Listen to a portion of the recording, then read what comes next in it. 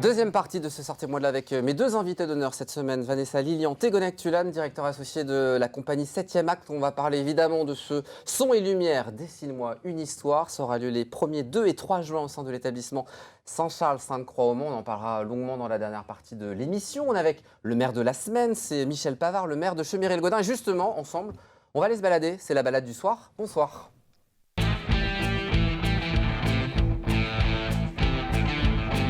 Et on dit bonsoir à notre guide touristique Pascal Mariette. Bonsoir Pascal. Bonsoir. Alors ce soir tu voulais nous parler des 3 ex-paroisses de la commune, mais pour commencer un mot sur la Love Room. Tu voulais revenir sur son histoire? Alors j'ai pas prévu les photos. Non, bon, parlons des 3 églises. Tu préfères, c'est ça pour commencer? Oui, 3 églises, 3 paroisses, donc 3 églises. Alors moi j'en connaissais 2. La troisième c'est votre adjointe qui me l'a fait découvrir. C'était vraiment une grande découverte pour la troisième. Tu savais pas qu'il y avait une 3e église à Chemiré avant d'y arriver? Mais pourtant, ouais, je connaissais Chemiré, mais bon, bref. Donc, l'église Saint-Martin, d'abord. On commence par elle. L'église principale, qui est aujourd'hui l'ancienne église historique de Chemiré. Et cette église est vraiment intéressante pour plusieurs choses, et surtout en extérieur. Alors, évidemment, il y a un portail roman, elle a été construite au XIIe siècle, mais surtout à l'extérieur, la commune a fait quelque chose de très très bien, c'est qu'il y a une litre funéraire. Si vous regardez sur le transept, juste voilà, quoi, regardez. Pascal? Alors la litre funéraire, c'est en fin de compte, c'est un bandeau qui est soit à l'intérieur ou à l'extérieur. Dans la Sarthe, c'est souvent à l'extérieur, et c'est en l'honneur d'un défunt. Souvent un défunt, évidemment, un seigneur, quelqu'un qui a une certaine importance. Et donc là, le blason du seigneur a été restauré, et tout le long. On sait qui c'est du coup, Pascal? Et alors, justement, j'ai cherché, je pense que c'est un neveu de Lamotte, ou un habitant de Bellefille, je pense. Voilà. Mais j'ai essayé de vérifier dans les blasons, et j'ai pas trouvé. Voilà. Et donc, c'est une litre funéraire restaurée. C'est une des seules dans la Sarthe qui l'est.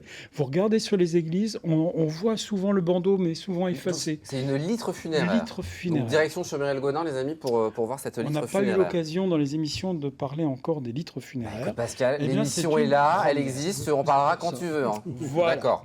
Autre Ensuite, chose à dire on va rentrer à l'intérieur. On rentre dans l'église. Parce qu'à l'intérieur... Ah si, il y a ça aussi. Ça, c'est très contemporain. C'est Saint-Martin qui coupe sa cape. Alors là, c'est vraiment bien parce que vous avez mis de l'art contemporain sur une église ancienne. Ça te plaît, ça? C'est-à-dire l'église, elle vit, elle continue de vivre, on continue de la restaurer, puisque cette église, elle a été remaniée quasiment tous les siècles. Il y a de quoi faire une fresque historique avec cette église-là. Hein. Complètement. Ça va vous donner des idées pour à l'intérieur, il y a des tas de choses intéressantes. C'est assez rare qu'on rentre aussi.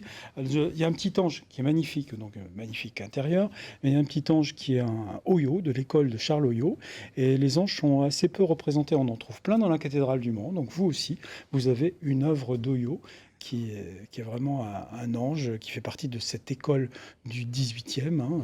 Charles Oyo était vraiment un maître dans très bien entretenu. Très bien entretenu. Et puis il y a surtout le tombeau de Pierre de Courtardy. Alors ça vous parle peut-être si vous habitez au Mans, puisqu'il y a la rue Courtardy. C'est vrai. Et donc, qui était cet homme? Eh bien, tout simplement, tu vas nous le dire. Il a été conseiller du roi, il a été avocat au Parlement de Paris, et surtout, il fut le premier président du nouveau Parlement de Paris. Le Parlement, c'était une cour de justice, et c'était la cour du roi, où on jugeait en ultime recours. Et donc, ça a été le premier président de ce Parlement en 1497, et il meurt en décembre 1505, et il a été enterré à l'intérieur de l'église de Chemiré-le-Gaudin. Voilà pour l'histoire de Courtardy. L'église d'Athenay, et on en a parlé, c'est nouveaux vitraux. Nouveaux vitraux, et surtout, c'est une église paroissiale, il y avait une paroisse, et on trouve une petite croix, comme on a parlé à Solesmes il n'y a pas longtemps, ces fameuses croix, très belles croix extérieures, mais Athenay, ça vous parle peut-être quelque chose comme Athéna, emplacement d'un temple peut-être antique. Et puis surtout, on sait qu'il y avait une villa romaine qui a été fouillée et découverte à Athenay. Donc on peut supposer que la ville vient d'un petit temple. Bon, bref. Et puis on trouve une croix aussi, comme on trouvait à Solesmes pour les Donc on s'arrête sur la croix. Les croix bouessées ou de rogation, c'est-à-dire des rituels pour aller prier pour la fertilité des terres. Et d'ailleurs, c'est assez amusant, en cherchant sur Internet, j'ai retrouvé des photos de processions, parce qu'il y avait des processions qui partaient d'Athenay dans le temps. Voilà, ça existe toujours. Et puis, à l'intérieur, de l'église, je vous conseille de visiter parce qu'il y a vraiment de magnifiques sculptures en bois. Le retable est joli, c'est vraiment, on est dans une ambiance très ancienne, voilà, la dormition, etc. Il y a vraiment une qualité de patrimoine incroyable, plus les vitraux, je ne sais pas si vous l'avez dit tout à l'heure, qui ont été réalisés par Cathy Van Holbeck, qui était donc, ses ateliers étaient dans l'Orne et maintenant elle est dans le Périgord. L'église et le cimetière de Saint-Benoît, c'est la troisième église. Troisième église, je ne la connaissais pas. Je ne connaissais pas ce bourg. Qui est maintenant un hameau. Ça existe, Pascal. J'ai retrouvé d'ailleurs en allant chercher quelques cartes postales du bourg qui étaient mignons comme tout d'ailleurs. Et surtout, il y avait un clocher sur l'église. Et le clocher, il est disparu avec la foudre des années 80. Et donc, il ne reste plus que la base de l'église romane. Et puis en plus, manque de peau. Il y avait un chœur. Et il a été vendu pour en faire une cuisine. Pardon ? Donc, on a une entrée romane et à l'intérieur... pour la love room dans l'oreillette. Peut-être. Il y a peut-être quelque chose à faire. Et surtout, à l'intérieur, il reste des peintures. Et des peintures peintures murales très anciennes qui représentent donc les trois morts et les trois vifs, comme on dit. C'est pour rappeler que la mort est proche aux vivants. Et donc, il reste ces peintures très anciennes. Donc, on fait le tour des trois églises, on l'aura compris. Et puis surtout, il reste votre cimetière. Alors là, je ne donne pas d'avis sur visiter les cimetières, mais celui-là, regardez, il est vraiment sur la butte. Vous montez, vous faites un petit chemin, et puis c'est très clairsemé. On a vraiment, dans la Sarthe, on en trouve beaucoup dans le sud ou en montagne, mais là, c'est un petit cimetière tout simple. Gardez-le, c'est charmant. Enfin, si on peut dire pour un cimetière, c'est charmant. Saint-Martin, Athenay et puis Saint-Benoît, les trois églises. Et puis cette petite pensée aussi pour ces trois églises, parce que j'avais une ancienne collègue, on peut dire, quelqu'un avec qui j'ai beaucoup travaillé, qui est Aneta Palanca, qui a disparu malheureusement, qui nous a quittés la semaine dernière. Et Aneta, on vous en aurait dit beaucoup plus que moi sur ses intérieurs d'église. Elle venait régulièrement sur le plateau. Elle venait régulièrement et pour parler des œuvres d'art. Et ça, vraiment, c'est un hommage à elle que ça tombait bien qu'il y ait trois églises cette semaine. C'était bien d'en parler ce soir. Et puis, on s'associe évidemment à sa famille ce soir. Le château de Bellefille pour finir et le château de la Sauvagère. Oui, deux choses. Alors Bellefille, il y a une légende, on n'en a pas trop parlé, mais ça s'appelle Bellefille parce qu'en fin de compte, il y aura un seigneur d'Asnières, Damas, qui avait, en fin de compte, qui fréquentait sa nièce. Et donc, c'était un péché pour l'évêque du Mans. Et donc, l'évêque du Mans avait jeté un sort sur ce type en disant que vous allez mourir dans les 6 mois. Bref, ce qui s'est fait, il est mort, paraît-il, noyé dans la Sarthe. Mais elle, pour se faire pardonner, elle est venue s'isoler à cet endroit, dite Bellefille, parce qu'on disait que c'était une belle fille. C'est la légende du château. Mais c'est un château, il faut s'arrêter. Un château du XVIe siècle, XVe siècle, avec ce magnifique portail du XVIe siècle, oui, très Renaissance. Vous voyez la propriété que c'est. Et ce portail, regardez-le, il est magnifique. Lui aussi, c'est un portail d'apparat pour entrer dans une cour d'honneur. Et vraiment, on rentrait dans le château. Aussi, pour une fresque ça avait vraiment de la gueule, quoi. Comme décor. Et évidemment, c'est les armoiries du Seigneur de l'époque qui sont là. C'était Levaillier de Lignerolles qui était propriétaire à l'époque, au XVIe siècle, du château. Et puis pour finir, le château de la Sauvagère. Pareil, château qui se trouve quasiment à côté du bourg, qui est un château plus récent, lui, qui est du XVIIIe siècle et qui a aussi un très joli portail. Alors un portail étonnant. Alors je vous conseille d'aller le voir parce que c'est facile d'aller le voir. Il y a des chemins de randonnée pour aller voir tout ce que je viens de vous dire d'ailleurs. Et on arrive par ce chemin de randonnée et vous allez voir, c'est le portail aussi d'apparat pour rentrer. Mais là, on utilise, comme beaucoup dans la Sarthe, des pierres blanches de Bernay et des pierres de Roussard. Et là, ces formes de pierres sont à bossage, avec des petites bosses, comme on dit, en fait, travaillées de façon arrondie. Et le plus amusant, si vous vous rapprochez, on le voit peut-être sur les photos, si vous regardez bien, les pierres ont été taillées de façon que la charrette ou la calèche qui sort du château, qui rentre dans le château, aille toujours dans la même direction. Je sais pas, vous voyez, là, sur le côté gauche, c'est plutôt rentrant, et de l'autre côté, c'est ouvrant. De signalisation avant l'heure, en fait, c'est ça? On donne quasiment la direction et comment rentrer, c'est pour éviter de taper décrocher ou taper dans le mur. Et donc, c'était, en gros, la direction, c'était quand on arrivait du Mans. C'est le chemin. Voilà. Donc on arrivait, il fallait arriver dans ce sens-là, comme la photo. Et donc c'est magnifique. Malheureusement, les armoiries ont disparu sur le haut, mais c'est aussi un magnifique portail, classé aussi au monument historique, comme à Bellefille. Merci beaucoup Pascal pour cette belle balade. Je suis sûr que ça vous a donné plein d'idées pour de futurs projets, fresques historiques. Vous prendrez les coordonnées de Pascal. On passe au Tu préfères.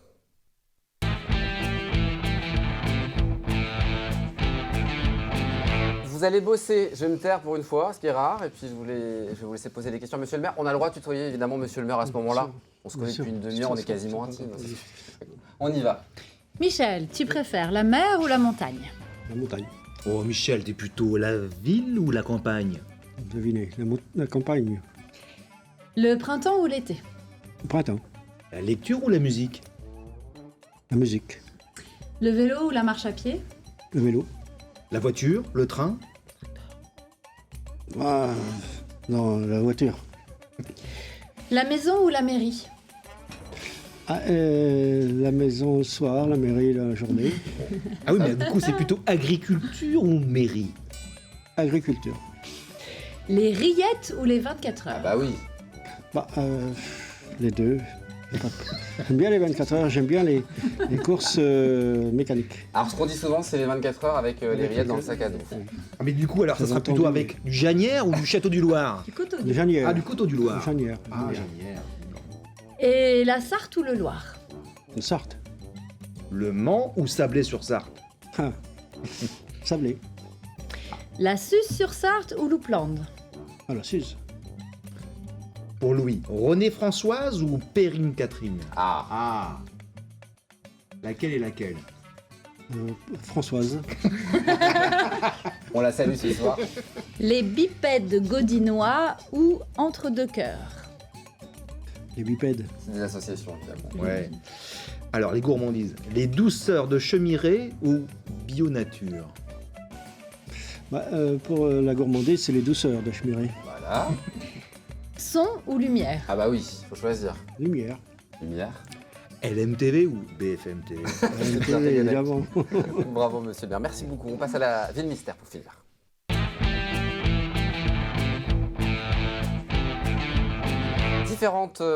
Différents indices pour deviner la ville dont je recevrai le maire la semaine prochaine. Vous allez aider nos téléspectateurs. Si vous avez la bonne réponse, vous envoyez un mail à jeu au pluriel@lmtv.fr. À gagner, ça doit être les délices justement. Oui, c'est ça. Comment le il- délice de Chemiré. Voilà, un beau panier garni de délices pour ceux qui veulent. Pascal Mariette, voilà, on se tait puisque évidemment il a la réponse. Vous êtes prêts à aider nos téléspectateurs? On y va. Ma ville mystère est située à 7 km 300 de Chemiré-le-Gaudin via la départementale 31. Une charade. Et on est reparti. Mon premier est l'un des surnoms donnés aux Valérie ou Valentin. Mon deuxième est le contraire de court. Blanc. Mon troisième a un point commun avec les communes sartoises de Coulan et Brin. Oh, j'en suis pas sûr. Oh là là, mon truc, ma ville mystère, on y trouve l'église Saint-Pierre ou le château de Chanteloup. Les habitants s'appellent les Vallonnaises et les Vallonnais. Oui, Ballon-sur-Vue. Hmm Ballon-sur-Vue. Peut-être. Si vous pensez que c'est la bonne réponse, jeu au pluriel @lmtv.fr. On verra la réponse mardi prochain. Merci beaucoup, monsieur le maire. C'est à moi. Et vous revenez quand vous voulez, hein. C'est Plaisir l'émission de- des maires, sortez-moi de là, donc c'est toujours un plaisir. Plaisir de vous recevoir, d'être avec vous. Et ben, un plaisir de vous recevoir en tout cas. Merci beaucoup. À la semaine prochaine, Pascal. À la semaine prochaine. On va aller se balader peut-être du côté de Vallon-sur-Gé.